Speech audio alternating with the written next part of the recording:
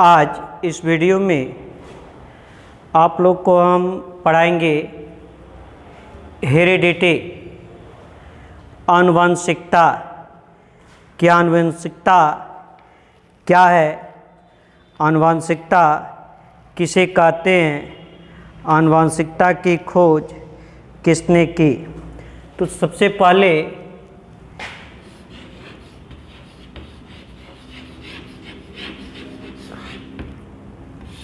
Heredity, आनुवंशिकता, इसके पहले आप लोग पढ़े होंगे रिप्रोडक्शन, जनन या जिसे हम प्रजनन कहते हैं कि प्रत्येक जीव को अपनी वंश परंपरा को कायम रखने के लिए अपने जैसे संतान उत्पन्न करने होते हैं, पैदा करने होते हैं।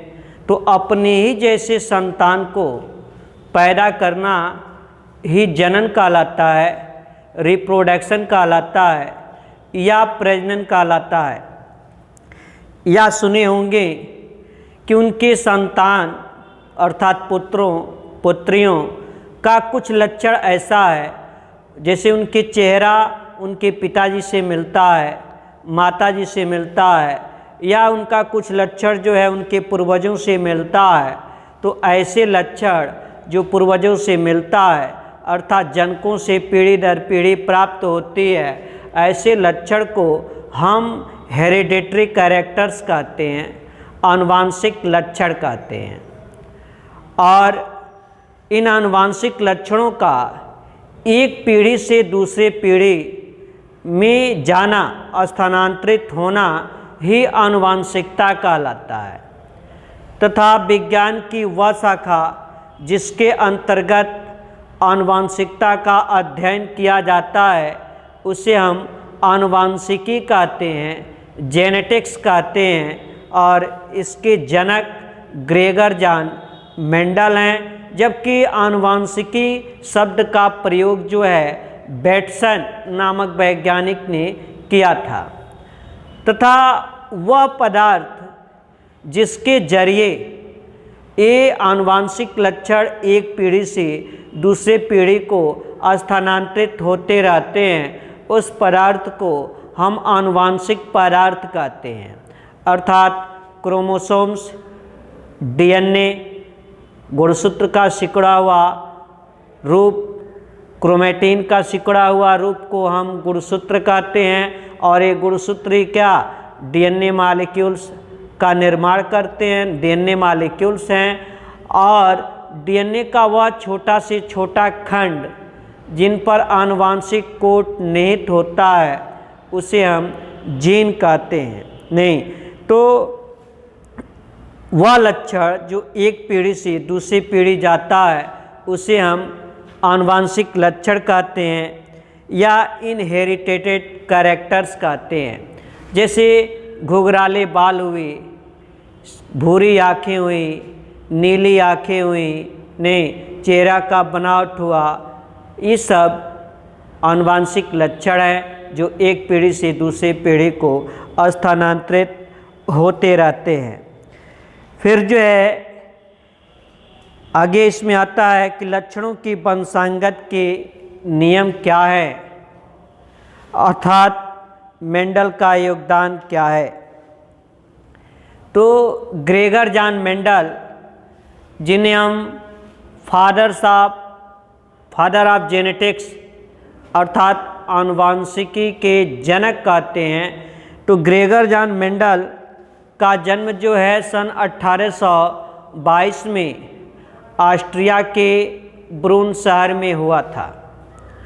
और ये जो है वहाँ पर प्रारंभिक शिक्षा के बाद जो गिरजाघर है, गिरजाघर जैसे हिंदुओं का मंदिर होता है, मुस्लिमों के लिए जो है मस्जिद होता है, वैसे ईसाइयों के लिए गिरजाघर होता है, पूजा स्थली होता है जिसे चर्च कहते हैं। और जो पूजा करते हैं, जैसे हम लोग मंदिर के पूजा करने वाले को पुजारी कहते हैं, वैसे चर्च में जो पूजा करने वाले, प्रार्थना करने वाले हैं, उन्हें हम पादरी कहते हैं।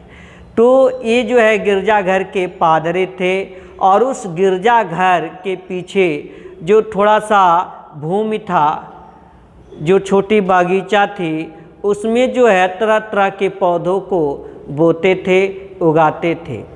उन्हीं में जो है इनका ध्यान जो है मटर के पौधे पर गया और देखा कि कुछ मटर का पौधा ऐसा है जिसका तना लंबा है, कुछ ऐसा है जिनका तना छोटा है, कुछ ऐसे हैं जिनकी फली फूली हुई है, कुछ की फली दबी हुई है, कुछ की बीज पत्र जो है अर्थात छिलका जो है क्या है हरा है, कुछ का जो है कार्टिलेडन्स क्या है पीला है। ये तरह तरह के लक्षण दिखाई दिए तो इनके मन में जो है उत्सुकता हुई कि अब इनके बीज को बोते हैं तो क्या होता है। तो देखे कि जो लंबा तना वाला पौधा है यदि उनके बीज को बोते हैं तो उनसे जो पौधे होते हैं उनमें कुछ पौधे जो है लंबे तने वाले भी होंगे और कुछ पौधे जो है छोटे तने वाले भी होते हैं। फिर जो है उन्होंने प्रयोग करना प्रारंभ किया और मेंडल ने मटर के पौधे का ही क्यों चुनाव किया, प्रश्न ए आता है। नहीं तो सबसे पहले कि मेंडल ने अपने प्रयोग के लिए मटर के पौधे का चुनाव क्यों किया। तो पहला है कि मटर का पौधा क्या है, फसली पौधा है, फसल के रूप में हम मटर को बोते हैं और इनकी आयु जो है कम होती है, लगभग जो है 80 से 90 दिन, 2 से 3 माह कह सकते हैं अधिकतम। 3 माह में मटर बोना, उनका जो है उगना अर्थात जमना, उनमें फल लगना, फल का पकना, कटना, सब मिलकर जो है 3 माह में हो जाता है। तो एक तो अधिक पीढ़ियों तक इसका अध्ययन किया जा सकता है। अगर मानव का चुनाव कर लेते तो पता चलता क्या कि इनकी मृत्यु जो है कम आयु में हो गई, लगभग जो है 60-62 साल में जो है 62 साल में 1984 में इनकी मृत्यु हो गई, 1884 में इनकी मृत्यु हो गई, 1822 में जन्म लिए थे तो 62 वर्ष में मेंडल की मृत्यु हो गई। और जिस मनुष्य पर प्रयोग कर रहे हैं वही जीवित है 100 साल तक, तो अधिक पीढ़ियों का अध्ययन नहीं कर सकते थे। इसलिए मटर का जीवन अवधि कम होता है। एक वैज्ञानिक अपने जीवन काल में अधिक से अधिक पीढ़ियों तक मटर के पौधे का अध्ययन कर सकता है, इसलिए भी क्या मटर के पौधे का चुनाव किए। दूसरा कारण क्या था भाई कि मटर के पौधे में जो है परागण पॉलिनेशन कि किसी पुष्प के पराग कोश से पराग कण निकलकर उसी पुष्प के वर्तिकाग्र पर चिपकने की क्रिया को परागण कहते हैं। तो मटर के पौधे में जो सामान्यतः सेल्फ पॉलिनेशन होता है, लेकिन उन्हें हम आसानी से जो है पर परागण की क्रिया भी करा सकते हैं। सेल्फ पॉलिनेशन जिसमें किसी माध्यम की आवश्यकता न हो, क्या है, सेल्फ पॉलिनेशन है। लेकिन हम मटर के पौधे में पर परागण की क्रिया भी करा सकते हैं, अर्थात कृत्रिम रूप से मानव के द्वारा एक पुष्प के परागकोश, मटर के किसी पुष्प के परागकोश से पराग कण निकाल कर और उसी जाति के अर्थात मटर के ही दूसरे पुष्प के वर्तिकाग्र पर ले जाकर हम चिपका सकते हैं, लगा सकते हैं। तो क्या है, पर परागण है। तो इनमें आसानी से पर परागण की क्रिया भी कराई जा सकती है, इसलिए भी जो है मटर के पौधे का चुनाव किए। नहीं, मटर का पौधा जो है एक वर्षीय होता है और आसानी से उगने वाला पौधा होता है तथा एक पौधे से बहुत सारे बीज दिखाई देते हैं, इसलिए मटर के पौधे का चुनाव किया। मटर के पौधे में जो है कई तुलनात्मक रूप भी देखने को मिले, अर्थात मेंडल ने जो है मटर के पौधे में 7 तुलनात्मक रूप देखे। पहला क्या था भाई कि तने की ऊंचाई अर्थात हाइट ऑफ प्लांट या पौधे की ऊंचाई कह लेते हैं, हाइट ऑफ प्लांट। तो क्या देखे भाई कि कुछ पौधा देखे जिनका तना क्या है, लंबा है, तना क्या है, लंबा है। तो ये लंबापन क्या है, प्रभावी लक्षण है नहीं। और कुछ पौधा ऐसा देखे जिनका तना क्या है, बौना है, तो बौनापन क्या है, अप्रभावी लक्षण है। ठीक है। ऐसे देखे फूल का रंग, colour of flower, colour of flower, फूल का रंग कि कुछ मटर के पौधे का पुष्प जो है बैंगनी रंग का है और कुछ का सफ़ेद रंग का है। तो बैंगनी रंग इसमें प्रभावी है, सफ़ेद रंग क्या है, अप्रभावी है। ऐसे तीसरा देखिए बीज का आकार कि कुछ का बीज जो है गोल है, ऐसे गोल है, और कुछ का बीज ऐसे झुर्रीदार है, सिकुड़ा हुआ है। तो व्रिंकल्ड है नहीं, व्रिंकल्ड मतलब झुर्रीदार।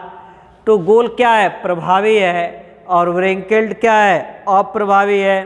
फिर बीज का रंग देखे, कुछ का बीज का रंग जो है पीला है और कुछ का हरा है। तो पीला क्या है, प्रभावी है, हरा अप्रभावी है। फिर है पत्ती का आकार, पत्ती करें फली, तो कुछ की फली फूली हुई होती है और कुछ की फली संकीर्णित होती है, बीच बीच में दबी हुई होती है। तो जो फूली हुई लक्षण है वो क्या है, प्रभावी है, और संकीर्णित है वो अप्रभावी है। फिर है फली का रंग, कुछ के फली का रंग हरा होता है जो कि प्रभावी है, कुछ के फली का रंग पीला होता है जो कि अप्रभावी है। फिर है पुष्प की स्थिति, कुछ का पुष्प जो है अच्छी होता है, अच्छी अर्थात जैसे तना है, यहाँ से शाखाएं, तो इस तना के अक्ष पर, और कुछ का अंतस्थ होता है मतलब एकदम अंत बिंदु पर होता है। तो अच्छी क्या है, एक्सियल क्या है, प्रभावी है, और नॉन एक्सियल अप्रभावी है। ऐसे तने की ऊंचाई अभी हमने बताया ही। तो इस प्रकार से 7 तुलनात्मक रूपों के लक्षणों को देखा, इसके लिए भी मटर के पौधे का चुनाव किया। ठीक है। अब फिर जो है इसमें आता है कि मेंडल के प्रयोग और उनका निष्कर्ष तथा उनका नियम क्या है। अगले वीडियो में हम लोग मेंडल के नियम, मेंडल के प्रयोग पढ़ेंगे।